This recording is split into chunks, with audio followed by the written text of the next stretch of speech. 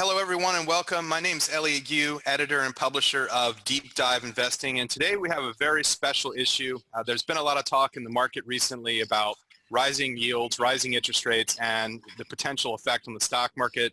Obviously, we've seen a lot of stock market volatility over the last couple of days, and as promised, we wanted to deliver a special issue where we talked about all these developments and what they mean. And for that, we've actually brought back our special London-based contributor to Deep Dive Investing. He was with us back in, I believe it was early August. We did an issue on the yield curve, which is a big topic back over the summer. And also we talked a little bit about interest rates and their impact on stocks. And so I wanted to bring him back for an update on the current situation. Of course, he has a lot of experience managing portfolios of fixed income investments, bonds, both here in the United States as well as in the United Kingdom, for some of the largest firms in the world that manage bond portfolios. So with that, I really just want to step back and let him get started. He's going to talk a little bit about what's going on, what it means, and so why don't I just go ahead and let you get started. Thanks for being with us again. Glad to be with you. Thank you for the kind introduction. Let's get right to it. So here's what we've seen this year in terms of yields and the slope of the yield curve. We've seen yields rise, 10-year yields from 2.44% at the beginning of the year to 3.20, 2-year yields from 1.9% to 2.9%. So almost a 1% move on the 2-year bond. And because the 2-year yield has risen by more than the 10-year yield, the yield curve has flattened. It's gone from a high back in February of this year of 78 basis points to 32 basis points presently. Obviously, the yield curve was even steeper before that. We're just looking at this year. And once the yield curve had flattened to the extent that it did this year, the big topic of conversation that you mentioned was, well, what does this mean? Does this mean the end of the bull market? Does this herald a recession? And our argument was that usually what happens with a yield curve is that once it flattens to say 30 basis points, the shape of the yield curve stops moving very much. The difference between 2 and 10-year yields stops changing very much, and what happens is that yields move in tandem. They move together. The shape of the yield curve doesn't change, but yields tend to rise or to fall together. So this is what we were saying back in early August. Here's what happened since early August. So the vertical green line that you see here represents early August. And here's what we've seen. The yield curve here in the bottom panel has stayed roughly above 30 basis points, 32 versus 32. But yields have actually moved both for the 10-year bond and the 2-year bond by about 20 basis points. So yields move in tandem, they move higher. And because they move in tandem, the yield curve, the shape of the yield curve does not change very much. So this is still early days in our prediction. But going back to the historical examples that we cited back then, this is the sort of thing that can happen for a year, for 2 years, before we get further developments of the yield curve. Typically what tends to happen is finally the yield curve, the shape of the yield curve changes, it flattens even more, it inverts, and then after another relatively sizable period of time, 12 to 18 months, we get the market peak and we get a recession. So it's still early days, both in terms of our prediction, but also in terms of the implications of the flatter yield curve. So for the time being, we're not worried about that. So what is the problem then in terms of what people have been talking more recently? So here's what's happened in the past few days. If you look at my cursor here, you see that there's been a small jump in yields. And this small jump in yields has taken the yield curve above this trend line, long-term trend line that comes from the late 80s when yields peaked. And you can see that there are several instances where yields have touched or almost touched this trend line and then reverted back to the trajectory, the downward trajectory. And this time, this hasn't happened. And a lot of people are speculating that this means that the super secular downward trajectory, downward trend in yields is over. And we're going to see much higher yields in the not so distant future. So here's the problem with this problem. This line has been drawn with the benefit of hindsight. If you had tried to draw this line in real time, say back in the early 80s when yields peaked after the Fed raised rates aggressively in order to slay the inflation dragon, you would have drawn the black line, yields in 1982 had a little bit of a spike, okay, and then you would have drawn that line. It's very steep. It was only bound to get broken, and indeed by the end of 1983, that line would have been irrelevant. Then you could have drawn this light blue line and say, oh, okay, well, here's another peak. I'm going to draw the line here. And then that one would have been rendered irrelevant in 1994, when again the Fed raised rates aggressively and unexpectedly, and yields went past the limit that the light blue line would have set. But the downward trend resumed by mid to late 1994, and it's lasted up until today.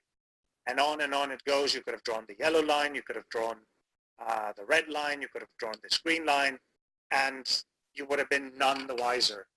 Some of these lines were completely irrelevant. Take this yellow line, for example. Okay, this one didn't told you anything up until today.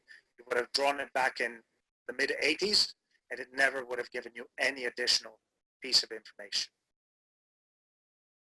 So I personally don't like these trend lines. I don't think that you should draw any conclusions on the basis of trend lines drawn with the benefit of hindsight, and the ones that you draw in real time don't really give you much relevant information.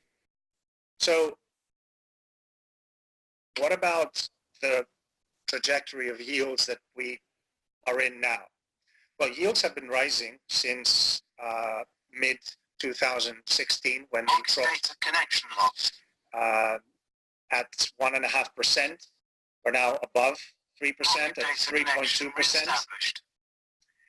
And some people are saying that rising yields cause share prices to fall and the equity market to enter a bear phase. So here's what happened, okay, since then. So this is the middle of 2016. This is the trough in 10-year yields, and this is what the stock market has done. Contrary to popular belief and the fear that some people are trying to create in the market presently, rising yields do not cause declining share prices. In fact, if you had bought shares at the end of June 2016 when yields troughed, and you had held them until today, you would have made 38%. This is what this table on top of the graph is showing you, purely on price. And then if you had reinvested the dividends on the S&P 500, you would have made roughly 45%. So 38% from price alone, and an additional 7% from dividends and reinvestment of those dividends, which isn't bad, right?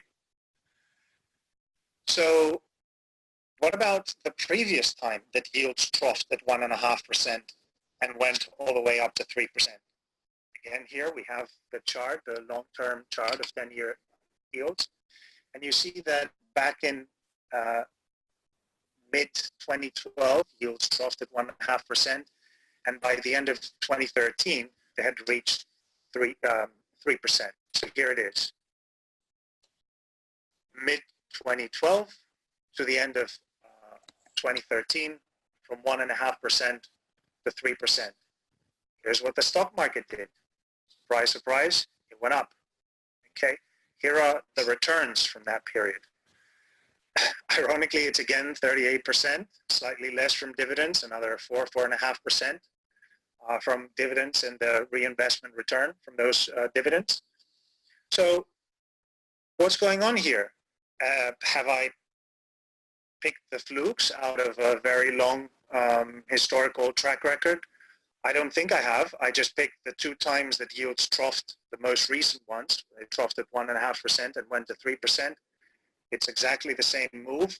For whatever bizarre reason, we've got exactly the same returns over the corresponding periods. But what if we look at a longer historical track record? What's the relationship between yields on the 10-year Treasury and stock market returns? Thankfully, JP Morgan Asset Management has done the work, and here's what this work tells us. The dashed line, this line here, represents the 5% level on the 10-year Treasury yield. Okay.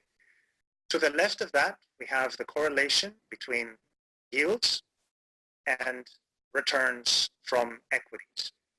And what we see is that the correlation to varying degrees is positive. In other words, when yields are rising, share prices rise as well. Once we go past that 5% level, the correlation becomes negative, and for the most part, it breaks down. We're here, okay, where the correlation is very, very low. So with 10-year yield levels presently at 3.2%, we're safely in the area of the distribution that's below 5%, where share prices go hand in hand with 10-year yields. As yields rise, what we tend to get, again, to varying degrees, is rising share prices. So there are 2 caveats to that. The first one is that there is a portfolio rebalancing that happens as yields rise. So here's what global multi-asset fund managers have told the survey that the Bank of America Merrill Lynch does every month. They were asked at which level on the 10-year Treasury yield would you be willing to start switching out of equities and into bonds, and you get a large number of multi-asset managers saying that that level is 3.6%. I'm putting it out there because I'm aware of this piece of information. I personally don't believe that this is going to happen to any extent that's actually going to have an impact in the market. I think when we reach 3.6%, 2 things are going to happen. Some people are going to get greedy and they're going to say, well, 3.7 is better than 3.6, and then 3.7 is better, 3.8 is better than 3.7, and so on. And some people are going to get scared because they're going to say, well, the treasuries have been on a downtrend since mid-2016. I don't want to catch a falling knife. I'm going to sit it out. I'm going to see what happens. But nonetheless, we know that right now at 3.6%, roughly 30% of the multi-asset fund managers surveyed by Bank of America Merrill Lynch have said that they are prepared to switch, to start switching from equities into treasuries. The second caveat, and this relates more to the yield curve and less to the implications for the stock market, is that as of this month, the Fed's quantitative tightening program is accelerating, and the Fed is not going to be renewing or reinvesting $30 billion that becomes available to them as they receive payments, coupon payments on the treasuries that they hold on their balance sheet, or as these treasuries mature. So that's going to put some pressure on treasuries, specifically in the intermediate sector of the yield curve, which is where the exposure, the holdings that the Fed have are focused as a result of what they call Operation Twist, which was an attempt to switch out of shorter dated treasuries into the intermediate section of the yield curve in order to drive down yields in that sector of the yield curve. So we might see some pressure in that sector, meaning that we might get steepening, which we wouldn't expect to see just on the basis of the historical track record that we discussed back in August. So here are some parting thoughts from me in terms of this whole story of yields and how they affect the stock market. Rising yields do not kill bull markets. Rising yields can actually boost stock prices because they represent a heightened confidence in the economy, expectations of higher economic growth, which tends to be positive for share prices. It's reasonable to expect that once we go past, when we go past, if we go past 5%, that the relationship will break down or even invert, but we're not there yet. The fourth point that I would like to make is just entertain the idea for a second and say, well, why does it happen? Why do people insist that rising yields actually hurt share prices? And my first explanation is the desperate pundit syndrome. You have a lot of people who are in front of the cameras every day and they have to explain every single market move, especially if it's an unusual move, like the 1.5% drop in the S&P 500 that we saw for a moment yesterday. They look at the next panel on their Bloomberg screen, they see rising yields and they say, aha, there it is. Yields are rising. This is what investors are concerned about. The second one is the portfolio rebalancing argument that we alluded to when we talked about what multi-asset fund managers do. They see a certain level in terms of yields and they start switching away from equities and into bonds, and people are concerned about that. And the third one is an obsession with the academic concept of the discounting rate for equities, the cost of capital. I call this the perpetual head up the rectum syndrome, because people keep on saying that because it's a valid academic argument, but history has shown that this doesn't pan out. But for whatever reason, people just don't want to give up on this argument. I actually had this guy yesterday tell me that. We've discussed it 100 times. He's been proven wrong with this argument 100 times. And yet again, yesterday, he told me, well, finally, maybe the stock market woke up to higher yields and they've realized that a discount rate on future profits has gone up, and therefore the price of equities needs to go down, and on we go.